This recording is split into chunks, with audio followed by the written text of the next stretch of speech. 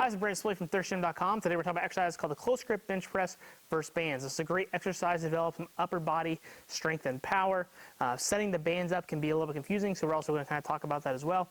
You can also use this as your dynamic effort piece. If you're trying to improve that speed for your bench press, this is a good variation and a good way to mix it up by just changing your grip up a little bit. So what you're going to want your bar set up in a rack. We have our bands set up to where they're doubled up with our band pegs. You could definitely drag some dumbbells over and do the same thing, but you definitely want them doubled up. These bands from Elite FTS are awesome. Highly recommend them.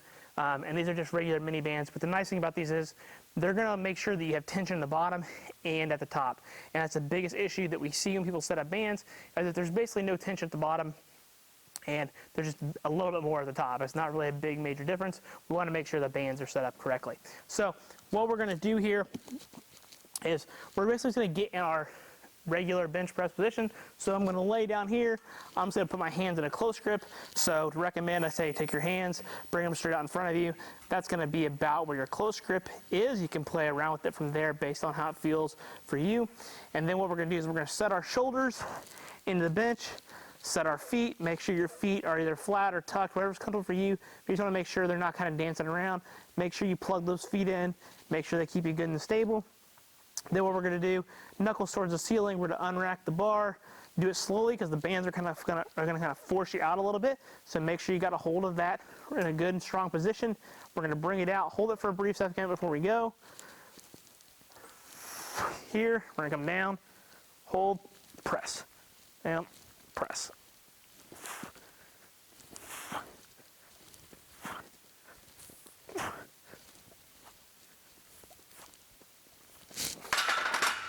And then rack.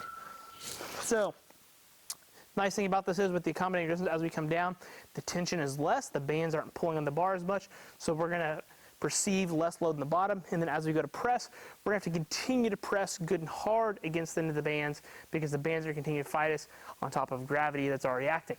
So, as the bands are constantly pulling, we get what's called overspeed eccentrics. These are awesome because our tendons basically recognize this stretching that's faster than normal, and they're going to adapt to that. That's what makes bands so great.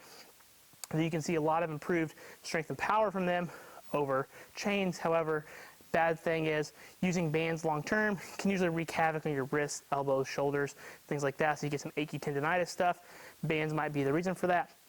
They're definitely more cost effective. However, just keep that in mind when you're using them in your training. Other than that, that's pretty much the gist of the exercise and how to perform it. You can load the weight on top of it. I prefer to put the bands on first and then add the weight. I think that's gives you a better perception of what you want to do. You don't want to go throw 1 or 2 plates on there, slap the bands on, and then get stapled. You definitely want to make sure you can feel the bands. When it comes to the band tension, ideally you're going to want around 20-25% of your 1 rep max for the variation you're using. So like in this case, our close grip. So most people, if you're benching between 200 and 400 pounds, mini bands are going to suffice. If you're using less than that, micro mini bands might work. It all just depends on your setup as well.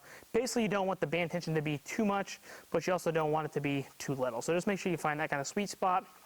If you set them up like this, really your options are pretty limited. For most people, you're probably using micros or mini bands. When it comes to programming implementation, I think it's a great supplemental exercise to your bench press. So after you've done your main work, using conjugate or whatever, using a close grip variation, coming in, building the triceps up a little bit, really working on the lockout piece and coming off hard off the chest. This does a great job of that. And by doing so, you want to probably do about 3 to 4 sets, probably about 3 to 6, sometimes even 8 reps if you're trying to put a little bit of size on. You can even do it up to 10 reps if you're kind of doing it as like a hypertrophy-based piece and you're really just trying to keep your shoulders happy by not having as much weight down here at the bottom, but you're still trying to ingrain that close grip pattern and really develop the tricep hard. I definitely have people that do that as well. So you got a lot of options there. When it comes to your dynamic effort piece, so if you're one of those conjugate people and you do want to do your speed training, you could definitely do this as well. You're just going to use a close grip option and then perform anywhere from 3 to 5 reps each time, pressing as fast as you possibly can. So you're going to come down and press fast and then rack. You're going to want to use probably between 40 and 50% for most people, especially with the bands, and then you're just going to keep your rest on the shorter side. And the goal there is to really just fatigue the motor unit piece That's going to make your body recruit new motor units, and then you're going to get stronger by being able to recruit more. So it's a great way. Again, keep your shoulders healthy, build some strong triceps, build some speed and power, and overall improve your bench press strength and help you hit some new PRs. Got any questions? Leave them in the comment section. Thanks. Have a great day.